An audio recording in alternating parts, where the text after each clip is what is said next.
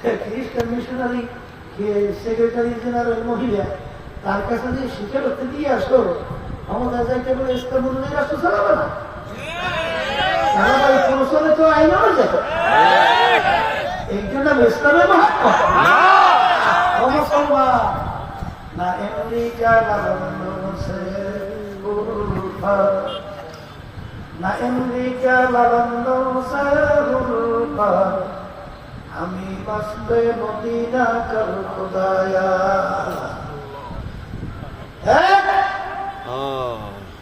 বন্ধু যেই সুরে কথা বলে,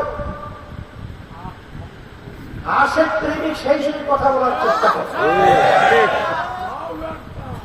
সেই রঙের ঢঙ্গের হাটে সেই রঙের ঢঙ্গে হাঁটতে তার কাছে ভালো লাগে। তাই তুমি নবীর মহব্বতের পরিচয় দিয়া তোমার 3.5 বডির ভিতরে সব খ্রিস্টানদের সাজানো কথা, আর তুমি দাবি করে নবী আছে অযৌক্তিক কথা হতে পারে না। মান তাসাব্বাহ, হ্যাঁ, মান তাসাব্বাহ মান তাসাব্বাহ বিকওমিন ফাহুয়া মিনহুম। আল্লাহ রাসূল সাল্লাল্লাহু আলাইহি ওয়াসাল্লাম বলেন, দুনিয়ায় থাকা অবস্থায় তোমার যার সঙ্গে রঙে ঢঙ্গে পোশাকে আসাতে চলনে বেরোবে, কিয়ামতের ময়দানে তার সঙ্গে তোমার হাসর হবে। কথাটা আমার না, আল্লাহ রাসূল সাল্লাল্লাহু আলাইহি ওয়াসাল্লাম বলেন, আমি বলছি মান তাসাব্বাহা বিকওমিন ফাহুয়া মিনহুম। সহিহ হাদিস, বুখারী শরীফ হাদিস। হাসতাম সামনে বসে হাসতাম, মন চাষা তাই করবেন। এই রাস্তা তো মদিনার রাস্তা, বেহেশতের রাস্তা না।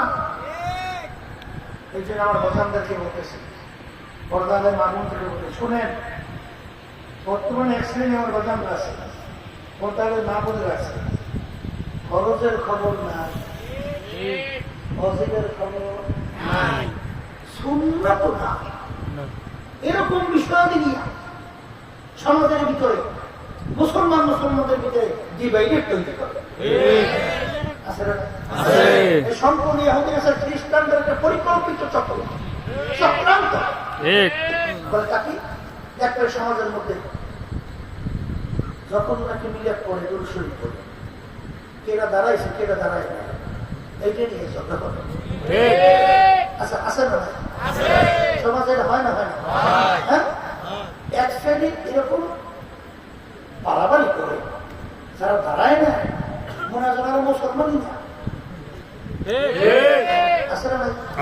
আমি যে আমার বাচ্চাদেরকে প্রশ্ন বাজার বলেন তো, আপনারা যখন দুরূদ শরীফ পড়েন, মিলাদের ভিতরে থাকেন, আচ্ছা এই দাঁড়ানোটা ফরজ, ওয়াজিব না সুন্নাত?